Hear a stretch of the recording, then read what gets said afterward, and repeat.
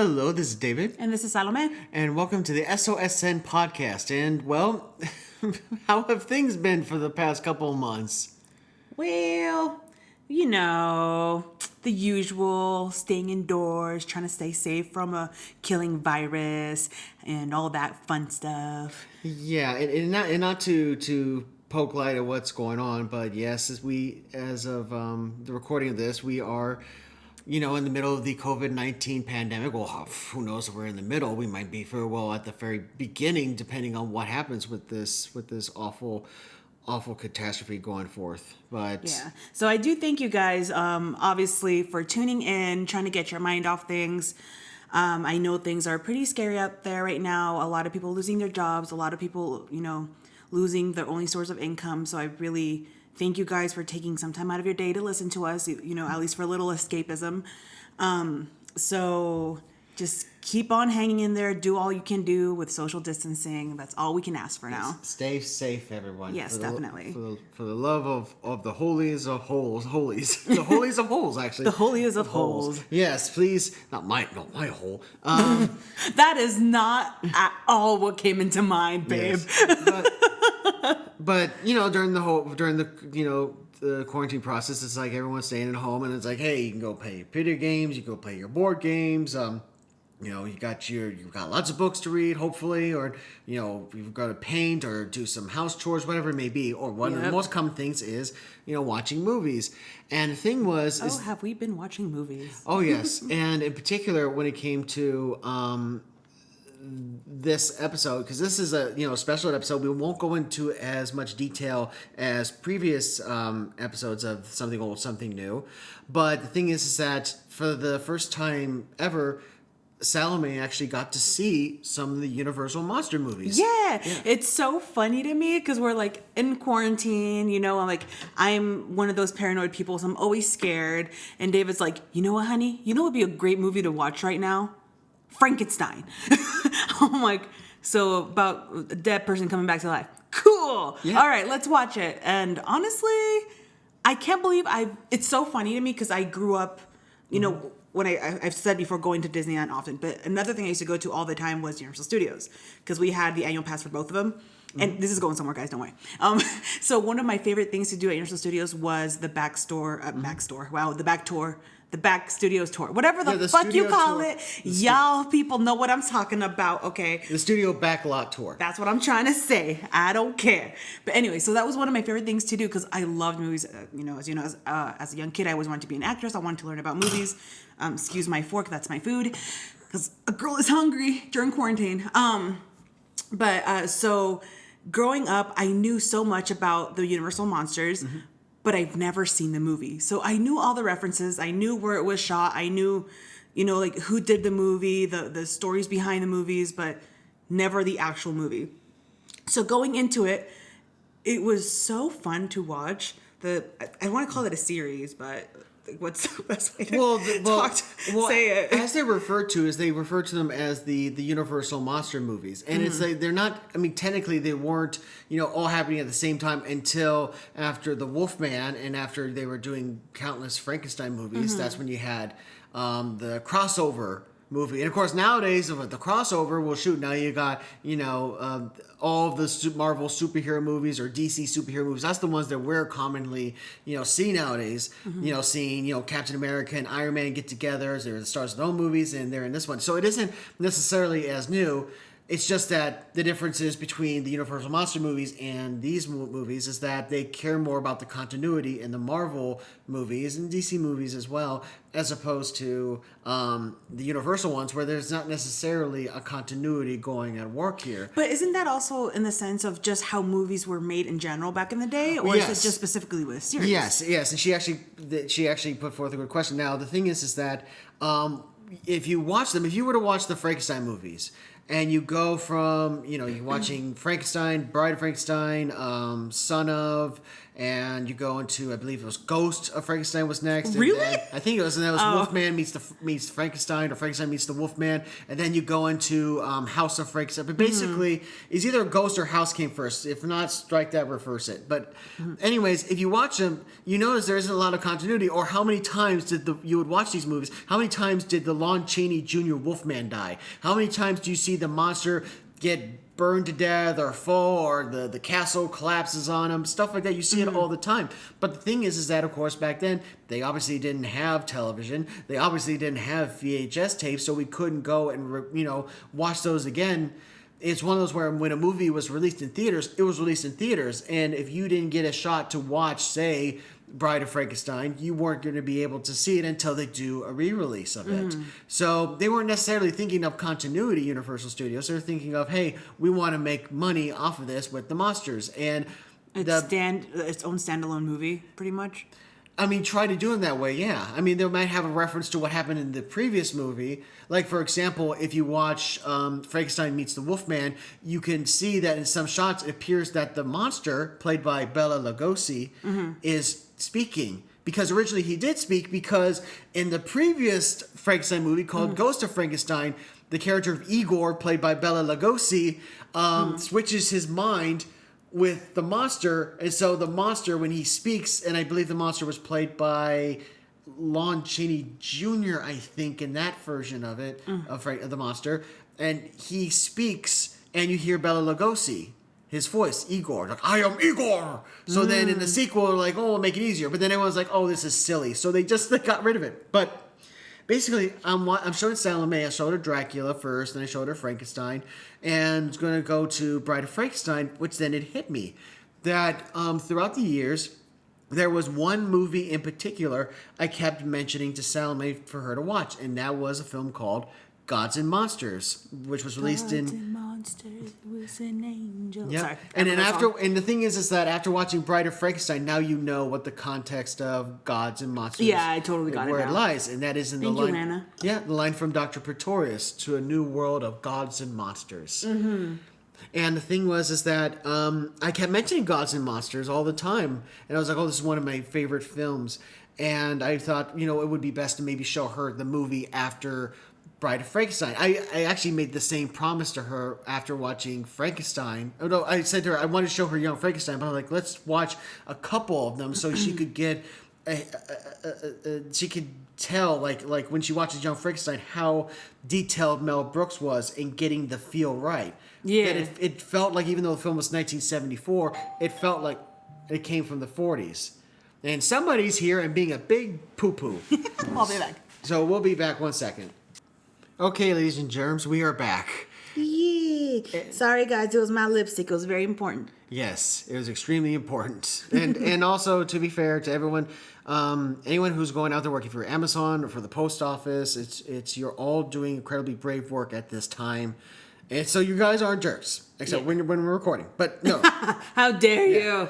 But no, but let's go back to it, and that is Gods and Monsters is based on the book Father of Frankenstein, which is a nice, nod to the Universal monster movie titles, Bride of Frankenstein, Son of Frankenstein, The Ghost of Frankenstein, House of Frankenstein, Zoo of Frankenstein, The Mother of Frankenstein. No, there's no Mother of Frankenstein or Zoo. But I do love how they changed the title to Gods and Monsters, which is a reference to Bride of Frankenstein line from Dr. Pretorius, to a new world of gods and monsters. And the thing about it, and Salome,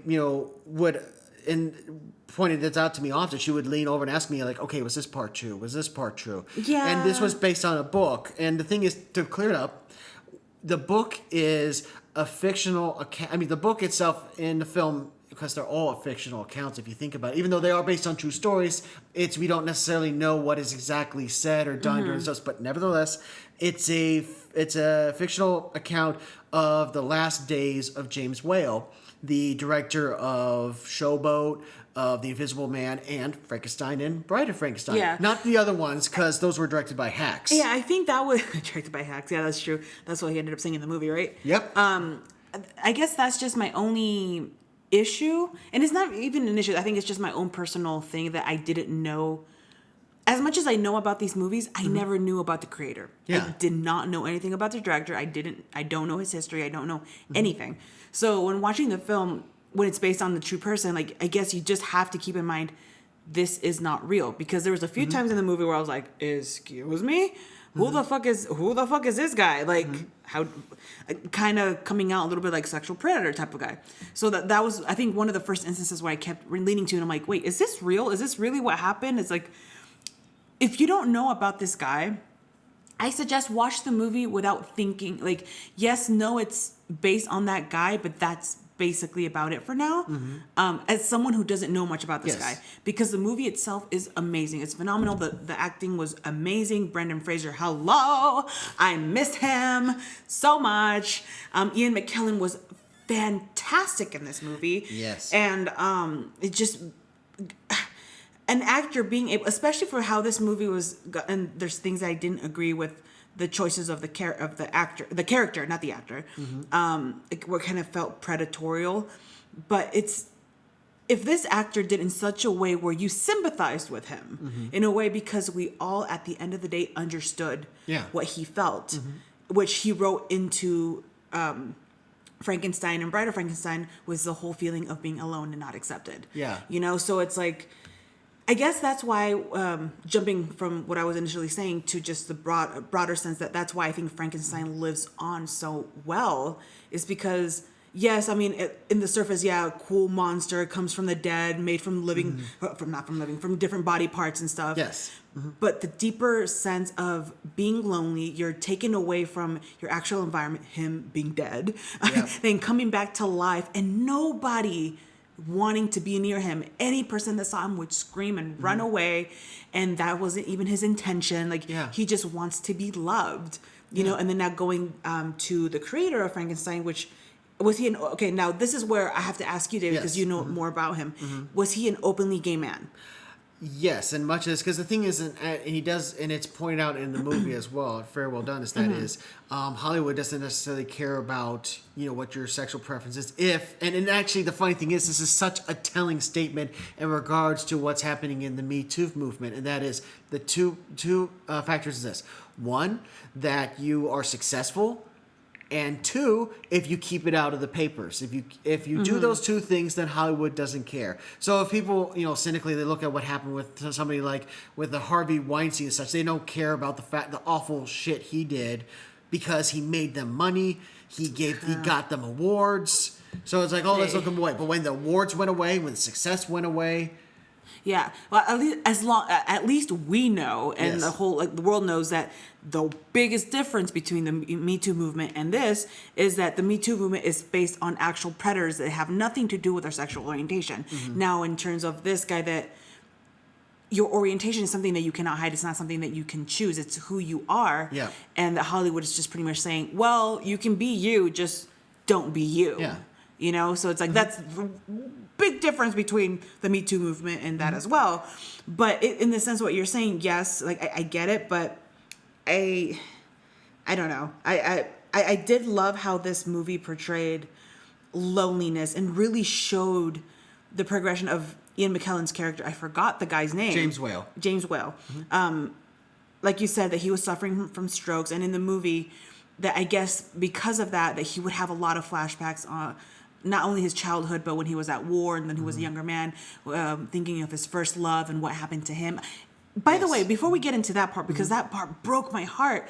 Was that true, that about his first love and that war, about him being on the fence and stuff? Do you know if that, like, if that was true? To be honest, that I specifically don't know about that story, because but I do know that the thing is about the book and the film itself, it is very, to as much as it could, very well researched in terms of James Whale's life. Okay, because I will say, because that part does have a lot to do with about what he writes into the movies, because there's this one specific part in Gods and Monsters where Ian McKellen is talking to Brendan Fraser's character about his first love, a man that he met at the Army or Marines. I don't know which. He met during the Great War. World War I. I just don't remember if he was the Marines, Army, or which branch he was in. But he was in the British Army. Okay, so he was talking about him, about how the guy ended up dying, and that he was blown up, and like his body was thrown into like a fence near them or something. Was on the wiring. Was on the wiring that was about 100 feet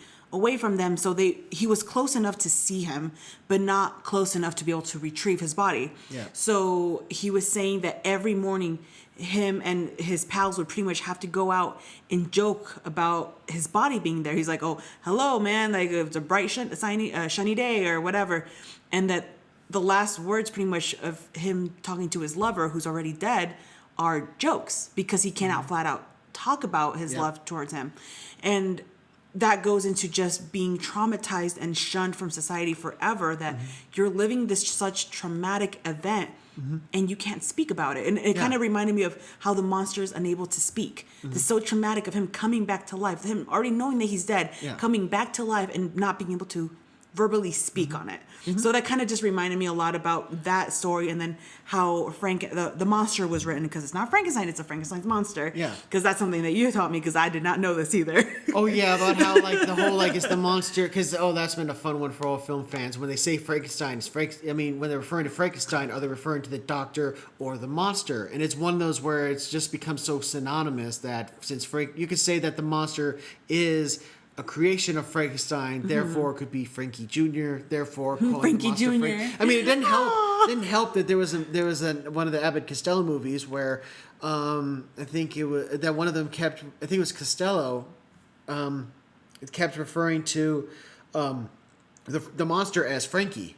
Mm-hmm. So he knew it was Frank, the monster, but he's not calling him "Hey monster." He's saying "Hey Frankie." So Frankie, that doesn't help. But the one thing is that, and this is the reason why I love the fact that we pulled this up to watch, is that one of the things that we're watching Bride of Frankenstein, and throughout the movie, like Salome's like, "Is that supposed to be funny?" Because I'm laughing, and she's like, "Is that supposed to be funny?" And then in Bride of Frankenstein, there are 3 moments. I'll get to the third one about watching the movie Bride of Frankenstein, where you've got. At home, James Whale is watching with his maid, and they're eating cookies, and he's watching and reminiscing about the making of the movie and laughing at it. And then it cuts to, at the same time, Clayton's character, played by Brendan Fraser, who's watching the movie at a at a little diner, and he's proving to people, see, James Whale, that's the guy I work for, and they're laughing at it and they're making fun of it. And he asks James Whale, was that meant to be funny? And he's like, "Oh yes, it was meant to be that way." In terms of the fact you're dealing with all this disgusting depravity, except for the monster, he made certain that the monster, there was a nobleness to him, not to make fun of. Which then leads me to the last time that the last moment of somebody watching the movie. It's at the end of the movie. And big spoiler alert, what happens is that James Whale commits suicide. He drowns himself in the pool. And his gardener later down in life has comes to terms with his own getting past. Because there's another thing that the film is also, Gods and Monsters dives into toxic masculinity and homophobia and such, and how to be masculine. "Oh, I'm not gay. I'm going to have sex with this woman." Clayton kind of doing that. But by the end of the movie, you see Clayton seems to be a loving husband, a doting father, and he's watching Bride of Frankenstein with his son. And there's a moment in it where you see the monster saying, "Alone, bad," or "I hate living." Yeah, the quote I was talking about earlier. Yeah, that one. That it's that he wanted to be dead, and it's just, it takes on a different. That now Clayton is watching the movie later on from a different perspective. That yes, there are stuff in it that still campy, but he takes James Whale's words. And that is the nobility to the monster. Right. And just like how, he sees this as James about being alone. Especially and I won't spoil what it said, the last note that James left for Clayton, which is that was sweet, yeah. But I kind of going back to where you were talking about that one scene where Wales is watching the movie with his maid and Brendan Fraser's character is watching it in the pub. The one thing I want to point out, I specifically love that scene because notice in the beginning in the they're at the bar, they're making fun of it. But then as time goes on, like in movie wise, towards the end, because it seems like it shows them like in the progression of them watching the movie, the people in the pub ended up just watching the movie, and they're like, oh wow, they actually did. I interpret that wrong? Because it seems like it seemed to me that they were just they're making fun of it still, and they just thought it was just a goofy, campy movie, and they're like, is this supposed to be scary? This ain't scary. I thought that was supposed to be in the beginning, but then towards the end of at least that scene, it seemed like that they were into it, or at least the girl from the bar was, because that's who the main focal point was, the girl in the bar and him. Possible she wasn't as dismissive afterwards, but you still get the sense of like, you know, it's you still. I'll have to rewatch that part because I could have sworn that they were. At least she was into it afterwards. Because you still get that sense of like this movie is very goofy. And the thing is that there are those moments where it's like you watch Bride of Frankenstein and there are a lot of little, you know, campy moments and such. But it does help that the thing about Bride of Frankenstein is that James Whale was if you watch that movie, he shows how incredibly talented he is as a director. Because the thing is, let's put this into perspective. When back before sound came to being, that you had more filmmakers coming out, that they were moving the camera, they're finding new ways. Like, you know, you take a look at F.W. Murnau, like in The Last Laugh, for example, or The Last Man in, you know, the original German title, The Last Man, or here in the United States, The Last Laugh. You see all of these camera movements and such, but and very innovative ways of telling the story. But what happened was, when the jazz singer came along and popularized, you know, about the talkies, about being able to, you know, speak in a movie, being able to hear it, recorded sound, that because of that the technology was in its infancy, they couldn't do that anymore. So cameras became static. But if you watch Bride of Frankenstein, you see a lot of tracking shots. You see a lot of the camera moving in and moving out. You get to see Dutch angles, which we've mentioned before in the past, and something new about the camera being askew to show that something is wrong. Lots of intense dark shadows and lighting, because James Whale was inspired by people like F.W. Murnau, all these artists emerging, Fritz Lang, emerging from the German Expressionist movement. Yeah, I will say that I was very impressed with the Bride of Frankenstein. I was going to say Bride of Chucky for a second. Oh, dear. Bride of Frankenstein, specifically how it was shot. Because I'm trying to remember Frankenstein, how it was shot in comparison to Bride of Frankenstein. I want to say the Bride of Frankenstein was, I don't want to, lack of better terms, it was a little fancier, wasn't it, with its camera movements? Because like it was. I'm not gonna lie, it caught me by surprise. The very first scene of when the girl is starting to tell the story and the camera backs. What's that called? What's that called again? Where it moves back?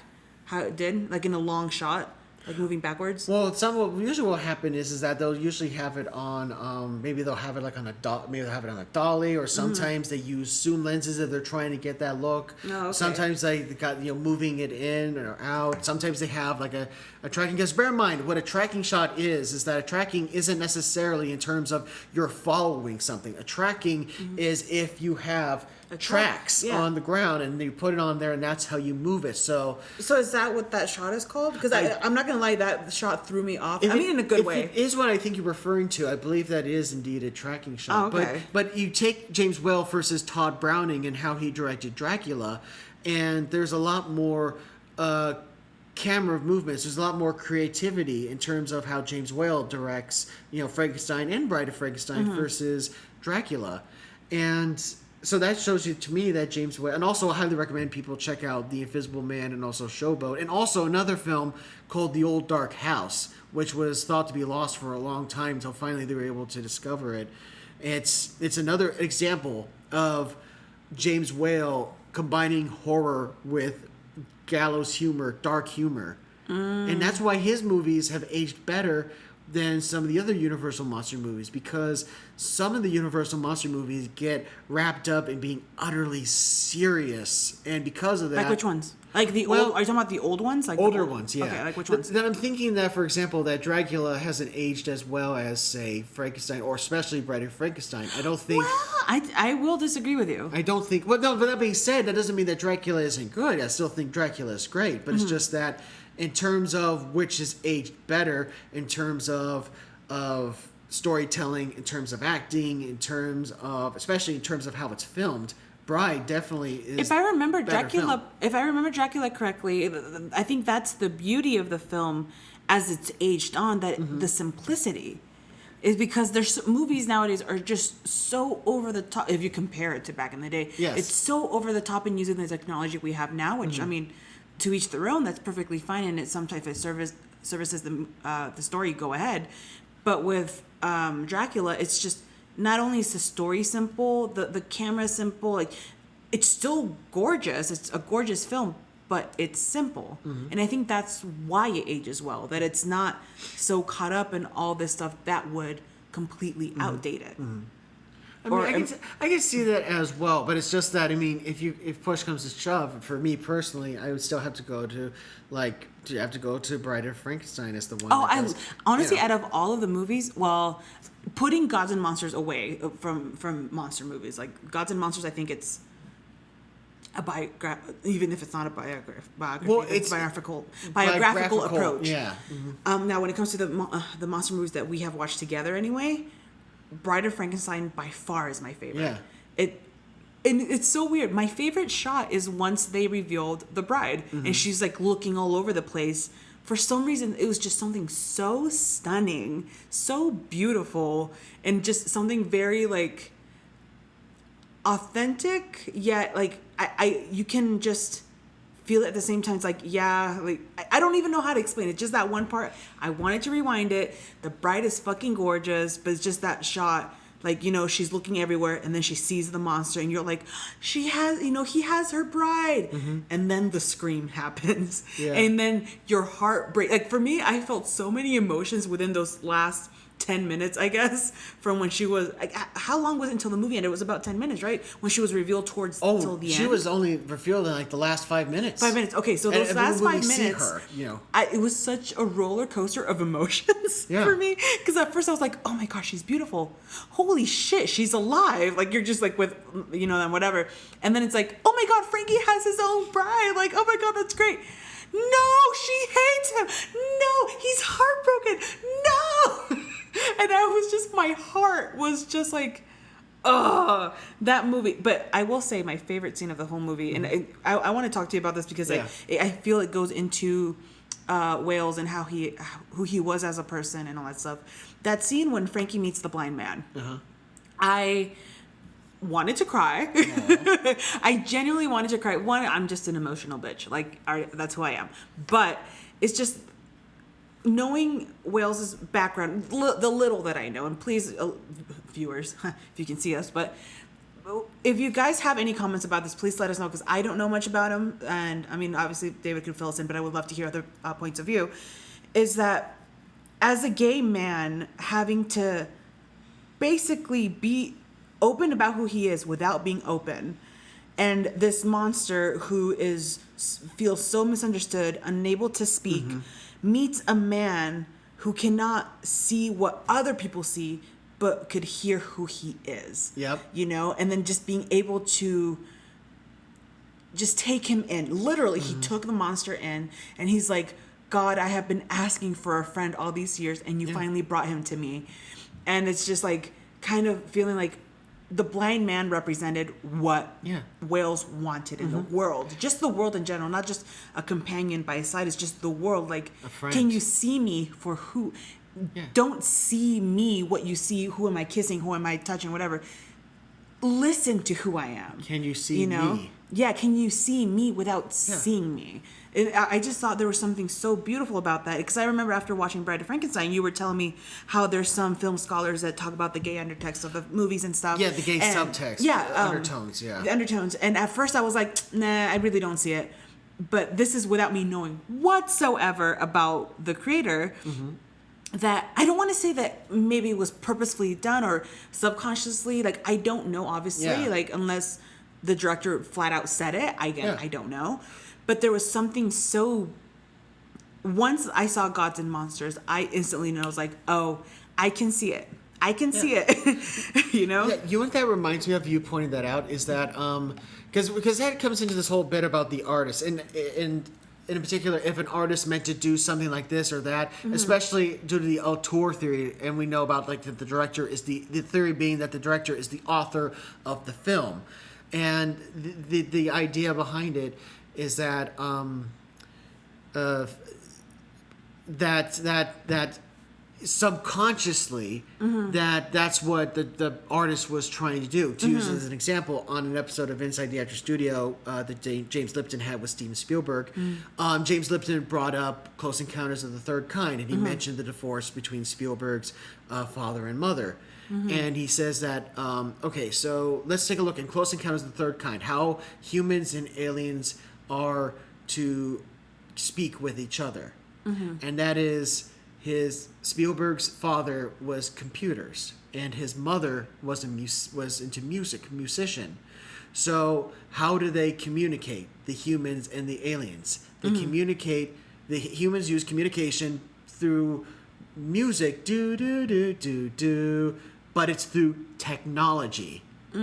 And so by that way, and Spielberg is being told this, and he's beaming, and he's like, I never thought of that until now. And he thanked James Lipton for that. It's that whole idea of it, like, well, you might not know it, like you could say it, but then you go, oh, maybe subconsciously I did think of it that way, but I didn't. Like, that's what's so I guess it's like art. Which I really do love. It's like breaking, like, yes, you can look at as a gay man, he felt shunned from the world. However, we all have in common that one thing, gay or not, whatever your sexual orientation is, whatever your religion is, whatever your race is, at some point in life, you most likely will feel left out. Yeah. So at one point in your life, you will feel like you're not heard, like you're not seen for who you are. Yeah. Whether it could be just because this is a very, very stupid analogy, but some people sometimes don't go through big life events. Maybe at one point you thought people were like, oh, she's a bitch. She looks like a bitch. She acts like a bitch or whatever. But they don't know that you're going on behind the scenes that, hey guys, it's just, I'm going through something, but that's not who I am. Can you see me for who I am? But you get what I mean, right? So it's like, obviously in a bigger scale, it's like whether you're shunned because you are black or you're Latino or you're Asian, or shunned out because you're too big or, you're not skinny enough like people want you to be. So it's like, I think that's just that feeling itself, no matter who it's coming from, it's so universal that I feel, again, it goes back to why these movies still stand the test of time, that feeling will never go away for people, ever. And you putting that brilliantly, that it's not just James Whale who's going through that as well, but in the movie there's also, the gardener, there's Clayton, and that is... we are to think that because, Clayton displays, homophobic tendencies, referring to James Wales as a homo and the thing is that James makes the assumption about, and we do as well, that here he is, he doesn't speak much, Clayton. He has a tattoo. That what we know about Clayton was that he was part of the Marines, but he makes an assumption. But then we later discover that Clayton, because of his appendix being removed, he never went to war, and his father laughed at him when that was revealed. And then later on, when James, because of the stroke debilitating him, that he tries to get Clayton to kill him by making his own monster, with Clayton finally saying, I am not your monster, and Clayton breaks down crying, and James says, you're just a pussycat. Yeah. And because James didn't see Clayton James and Clayton didn't see each other until those specific moments of what James is going through the memory loss, through that wonderful scene where James is like, I want you to kill me. And with James finally seeing Clayton as who he is, that you can look at it fills in the blanks, that Clayton is, this is idea of what it is to be a man, masculinity, of you have to go to war, you have to kill people, you have to do this. And yeah. And does that make James a bigger man than Clayton because James went to war? Does it, and Clayton didn't? But Clayton is straight and James isn't. Does that make Clayton more of a man than the other?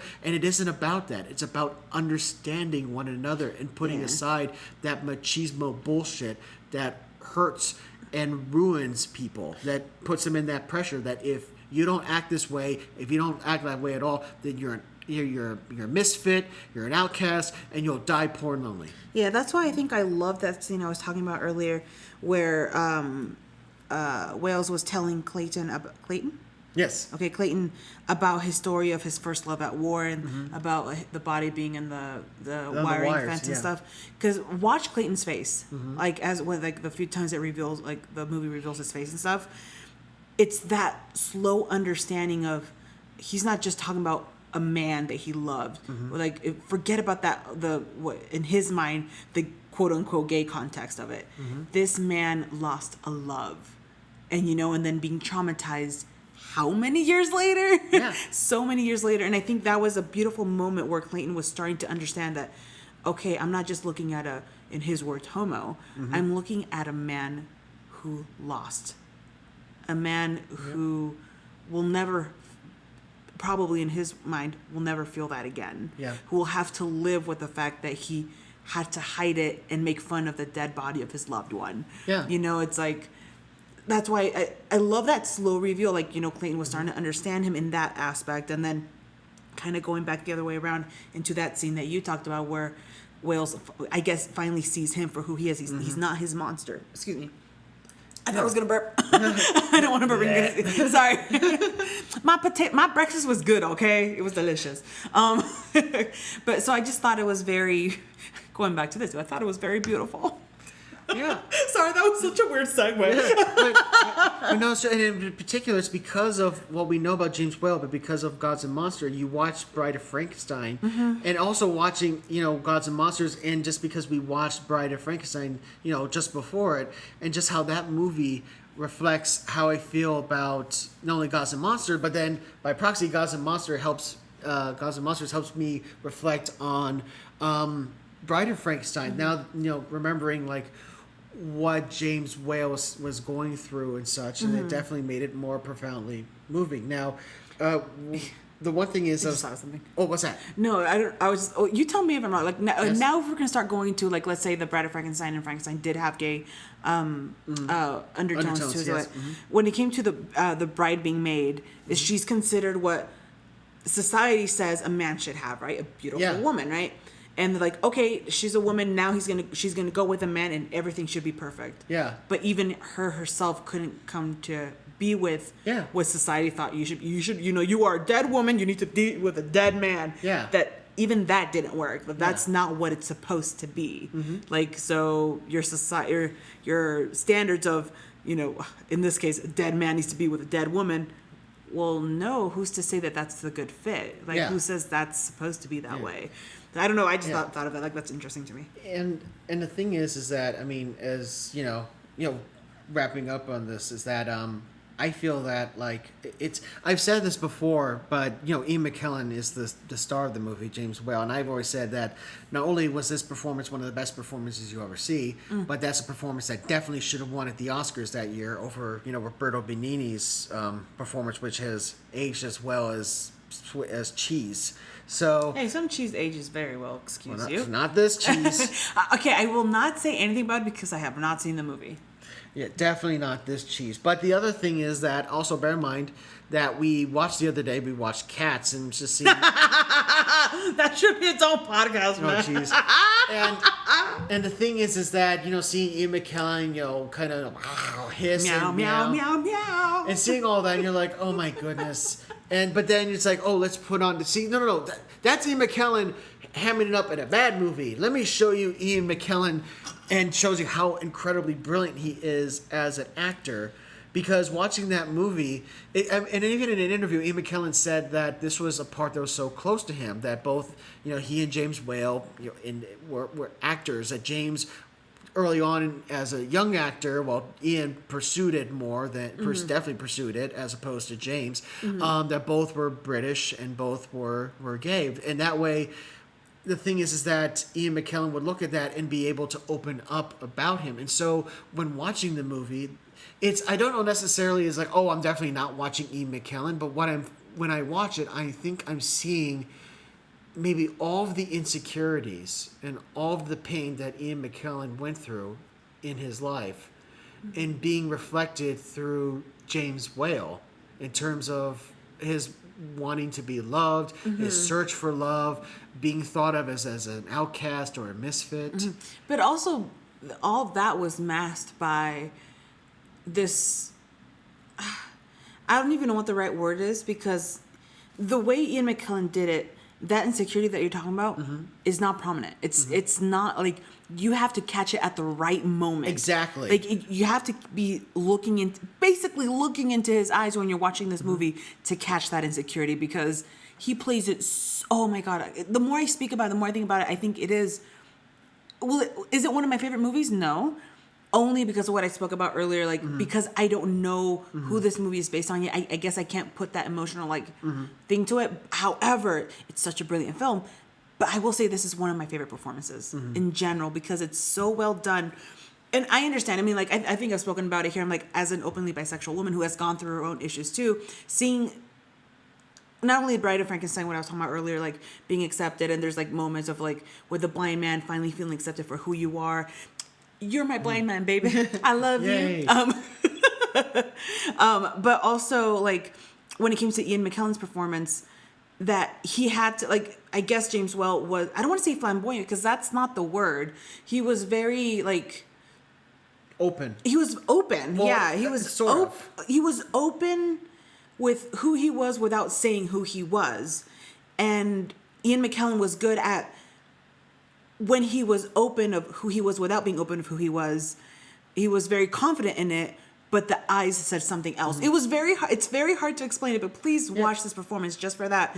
That if you ever felt like an outcast, and also I do recommend the LGBTQ community, if you still, like, people in the community have not seen this movie, please see it, and like, just, I think you will see yourself reflected, not only in the Frankenstein movies, but also with Gods and Monsters. I think that's why it hit me in the feels so bad. And I think it also helps the fact that, Bill Condon, who directed and adapted the screenplay, he actually won the Academy Award. And if memory serves, I think he was the last winner for Best Adapted Screenplay to win it without a Best Picture nomination, which it should have been. But beyond the point, the fact that he himself is he himself is a gay man, and I think that since you got both director, writer, and star, that the two men understand this character, this subject matter, and are able to bring this truth to this pain. And in regards to me saying about not, sort of expressing what's going on or not, this goes to show you how brilliant the performance is, but also in regards to the writing, the story, and how James Whale talks about himself when it comes to the reporter who only cares about Frankenstein talk and isn't there to know about James, versus when James and Clayton talk, and James does open up about it, and he does talk about his sexuality, but he opens up about himself because Clayton is asking the right questions at the right time. Basically James needed Clayton, and Clayton needed James at that one moment. Or as pointed out in the film, where James says, "If there's, do you believe in the idea if a person comes into your life at the right time?" It's paraphrasing that part. Yeah. Oh, I remember that part. Yeah. And it's just like it's brilliantly done. That in the story, I think Clayton and James, I think the story only takes place maybe over a week or so, but in that limited amount of time, how impactful it is, and how they essentially they were friends even after James's passing. It's funny that you interpreted, like, in that part where saying, like, oh yeah, Clayton was asking the right questions at the right time. Me personally, I didn't really think of that.